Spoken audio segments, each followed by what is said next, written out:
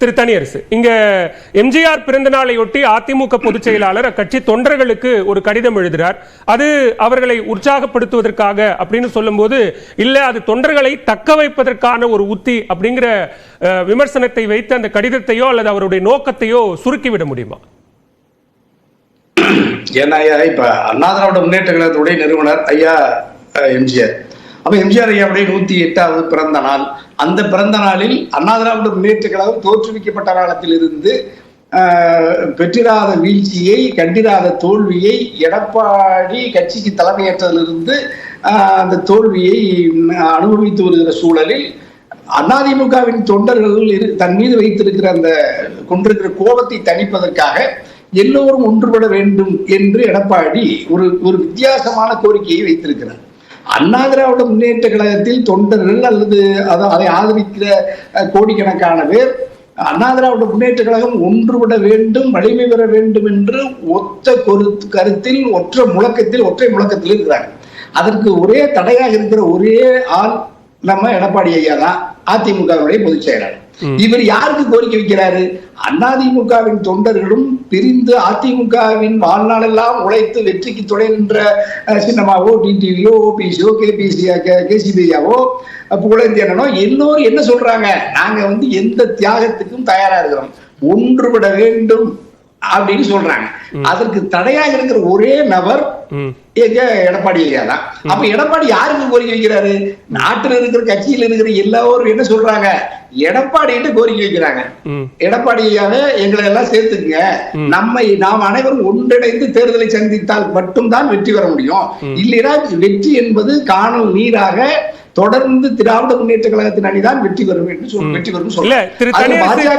ஒரு கேள்வி என்ன எழுதுனா, துக்ளக் விழாவில் பேசிய அதன் ஆசிரியர் குருமூர்த்தியினுடைய குரலும் ஓ பன்னீர்செல்வத்தை ஆதரிக்கக்கூடிய திரு தனியரசுவினுடைய குரலும் ஒத்த குரலா இருக்கு. எப்படி?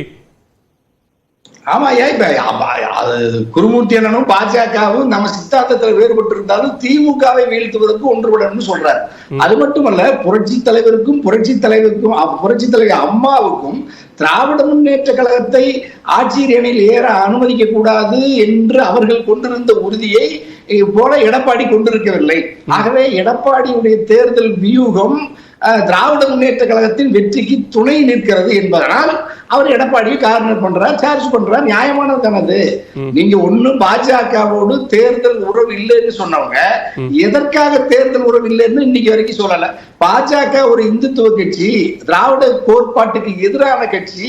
தமிழ்நாட்டில் நாங்கள் ஏற்கனவே அவர்களோடு கொண்டிருந்த உறவால் சில திட்டங்களை ஆதரித்து அதற்காக நான் தண்டனையை பெற்றுவிட்டேன், என்னையை மன்னித்து விடுங்கள் என்று தமிழ்நாட்டு மக்களிடத்தில் சாரி கேட்டுட்டு நீங்க திராவிட மண்ணில், தமிழ்நாட்டு மண்ணில், பெரியார் மண்ணில் புரட்சி தலைவரும் புரட்சி தலைவர் அம்மாவும் கட்டி காத்த இந்த தமிழ் மண்ணில் பாஜகவை கால் ஒன்ற வேறு ஒன்ற நான் அனுமதிக்க மாட்டேன்னு எடப்பாடி சொன்னார்னா, நீங்க எடப்பாடி ஒரு ஆளுமை மிக்க அதிமுகவின் பொதுச் செயலாளராக, திராவிட இயக்கத்துக்கு தலைவராக நாட்டு மக்கள் நம்புவாங்க, தோழமை கட்சியில் வருவாங்க. ஆனா எடப்பாடி எங்க அந்த கருத்தை சொன்னாரு? எடப்பாடி என்ன சொல்றாரு? ஐயா அண்ணாமலை மட்டும் மாத்திருங்க, நம்மளுக்குள்ள என்ன கருத்து வேறுபாடு இருக்குன்னு சொல்றாங்க. எங்க குருமூர்த்தி ஐயா சொல்றாரு அப்படின்னு எங்கேயுமே சொல்லல. நீங்க அது உங்களுடைய கற்பனையோ அல்லது கருத்தாவோ வச்சுக்கலாமே தவிர பொதுவெளியில அப்படி எந்த ஒரு இடத்துலயும் அவர் அதிகாரப்பூர்வமா அப்படி ஒரு கருத்தை சொல்லல, அறிக்கையாவும் எதுவும் கொடுக்கல. அறிக்கையா கொடுக்க வேண்டியது இல்லையா? அவங்க ஒரே காரணத்தை தான் சொல்றாங்க. ஒட்டுமொத்த அதிமுக காரர்கள் என்ன சொல்றாங்கன்னா, அண்ணாமலை எங்கள் பேரறிஞர் அண்ணாவை பற்றி, புரட்சி தலைவி அம்மாவை பற்றி, எங்களுடைய பொதுச் செயலாளர் எடப்பாடி ஐயாவை பற்றி கண்ணிய குறைவாக கருத்துக்களை பதிவு செய்கிறார். ஆகவே நாங்கள் அவர்களோடு உறவு வைத்துக் கொள்ள முடியாதுன்னு சொன்னதை தவிர வேறு எந்த காரணத்திற்காக பாஜகவோடு நான் உறவை துண்டித்துக் கொண்டேன் என்று எடப்பாடி பொதுச் செயலாளர் ஒரு வார்த்தை ஒரு இடத்துல எழுத்தாலோ பேச்சாலோ செயலாலோ இன்னைக்கு வரைக்கும் வாய் மூடி கிடக்கிறார்.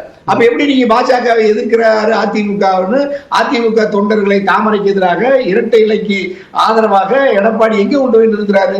2 கோடி தொண்டர்களை பாஜகவுக்கு எதிராக, தாமரைக்கு எதிராக எடப்பாடி ஒரு இடத்துல கூட சொல்லலையே. அப்ப நீங்க வெறும் திமுக மட்டும்தான் எதிரியா. நீங்க எப்படி அண்ணாமலை குறித்து திரு எடப்பாடி பழனிசாமி வெளிப்படையா சொல்லாத கருத்தை அது புரிந்து கொள்ளப்பட்டது, அண்டர்ஸ்டுட் அப்படிங்கிற மாதிரி எப்படி ஒரு கருத்து சொல்றீங்களோ அந்த மாதிரி தான் இப்ப நீங்க சொல்லக்கூடிய கருத்தும். அவர் பாஜக குறித்த எந்த விமர்சனத்தையும் பொதுவெளியில வைக்கவே இல்லை அப்படின்னா அவர் பாஜகவோடு அந்த கூட்டணியை தொடர விரும்புகிறார் அப்படிங்கறத அண்டர்ஸ்டுட் அப்படிங்கிற மாதிரி சொல்றீங்க. பாலவேலையா இப்ப நீங்க நேரடியா பாஜகவோடு கருத்தியல் ரீதியாக, தத்துவ ரீதியாக, கோட்பாட்டு ரீதியாக திராவிட அண்ணா திராவிடம்ன்ற 2 வார்த்தை இருக்குதுல்ல, இதனுடைய மூல விஷயம் எது? இந்த 8 கோடி தமிழ்நாட்டில் இருக்கிற வாக்காளர் பெருமக்கள் 6 கோடி பேரும் 8 கோடி மக்களும் இந்த அண்ணாவும் பேரறிஞர் அண்ணாவையும் திராவிடத்தையும் பேரில் வைத்திருக்கிற கட்சிக்கு பொதுச் செயலாளர் இருக்கிற எடப்பாடி அவர்களே பாஜகவோடு நீங்கள் இத்தனை ஆண்டு காலம் கரம் பற்றி அவர்களுடைய திட்டங்களை, அவர்களுடைய சட்டங்களை நான் தேசம் முழுக்க, இந்தியா முழுக்க ஆதரித்து ஒரு பெரும் பாவத்தை நீங்கள் சுமந்து வருகிறீர்கள். அதற்காகத்தான் மக்கள் உங்களை தண்டிச்சிருக்கிறாங்க. ஆனா நீங்க இப்பொழுதாவது அதை திருத்திக் கொண்டு 3 வேளாண் சட்டமோ அல்லது குடியுரிமை திருத்த சட்டமோ, முத்தலாக் சட்டமோ, இது மாதிரியான இப்ப இருக்கிற ஒரே நாடு ஒரே தேர்தலையோ நீங்க எந்த மாறுபட்ட கருத்தை வச்சீங்க? ஆளுநர் 3 ஆண்டுகளா தமிழ்நாடு வரலாற்று சிறப்புமிக்க சட்டமன்ற பேரவையில ஆளுநர் உரை, அரசின் உரையை ஆளுநர் உரையாக வாசிக்கிற அந்த மரபில் இருந்து வெளியேறுகிறார். இன்னைக்கு வரைக்கும் எடப்பாடி என்ன கருத்து சொல்றாரு? அப்ப எடப்பாடி மாநில உரிமை குறித்தோ ஆளுநருடைய நடவடிக்கைகள் குறித்தோ எந்த புரிதலும் இல்லாமல் ஆளுநரை ஆதரிக்கிற எடப்பாடி, பாஜக மோடியுடைய எல்லா திட்டங்களையும் ஆதரித்த எடப்பாடி இப்பொழுதும் அதற்கு எதிராக இல்லாமல் கேசிபி அவர்கள் எப்படி ஒரு 2 புரிதல், 2 இன்டர்பிரேஷன் வச்சாரோ அந்த மாதிரி நீங்களும் 2 வைக்கிறீங்க. அக்னீஸ்வரன் என்ன சொல்றாருன்னா, இது நீங்க படிச்சா உங்க சொத்து அப்படிங்கிற மாதிரி, இது எழுதின கடிதம் தொண்டர்களுக்கு தான், ஆனா படிக்கிற நீங்க இது இப்ப இதுக்காக இருக்கோ அதுக்காக இருக்கோங்கிற மாதிரி புரிஞ்சுக்கிறீங்க அப்படின்னு அக்னீஸ்வரன் சொல்றாரு. ஐயா நான் இப்ப சொல்றேன் பாருங்க. இப்ப நீங்க தொண்டர்களுக்கு கடிதம் எழுதியிருக்காரு எடப்பாடி ஐயா. தொண்டர்கள் என்ன கேட்கிறாங்கன்னா, நாங்க ஏற்கனவே ஒற்றுமையா தான் இருக்கிறீங்க, நீங்க தான் ஒன்றுபட மறுத்து ஏற்கனவே கட்சியில் இருக்கிறவர்களை எல்லாம் வெளியேற்றி விட்டு கடுமையாக நீங்கள் அவர்களை சேர்க்க மறுக்கிறீர்கள். இப்ப டிடிவி சேர்க்கல, கிட்டத்தட்ட ஒரு 30 லட்சம் வாக்கு போச்சு. ஐயா ஓபிஎஸ் நீங்க சேர்க்கல, ராமநாதபுரத்துல டெபாசிட் போச்சு. நீங்க எங்கெல்லாம் நீங்க நீங்க அவங்க எல்லாம் யாரு? இப்ப டிடிவி ஓபிஎஸ் எல்லாம் என்ன பாஜக காரர்களா அல்ல திமுக காரர்களா? அவர்கள் உங்களை விட புரட்சி தலைவர் மீது, புரட்சி தலைவர் அம்மாவின் மீது அதிமுகவுக்காக வாழ்நாள் எல்லாம் உழைத்து சிறைக்கு போய் வழக்குகளை சந்தித்து வாழ்க்கையே அர்ப்பணித்து கட்சிக்கு துணையாக இருந்ததோடு மட்டுமல்ல, உங்கள் எடப்பாடியாகிய உங்களை பொதுச் செயலாளராக்கியது அவர்கள், உங்களை முதலமைச்சராக்கியது அவர்கள். அவர்களே வெளியேற்றி விட்டு நீங்க யாரை ஒன்றுபட வேண்டும் என்று கேட்கிறார் எடப்பாடி.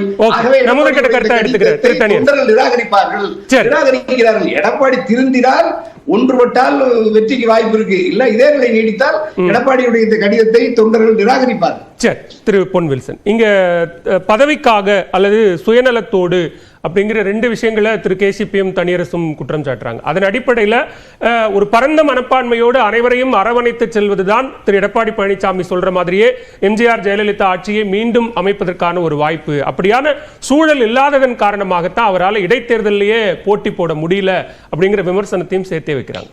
இல்லை, கேசிபி அவர் வைக்கிற விமர்சனம் வேற, கட்சியை பற்றி. தனியரசு வைக்கிற விமர்சனம் வேற. தனியரசு என்னன்றாரு, திமுகவை நீங்க எந்த குறையும் சொல்லக்கூடாது எடப்பாடி.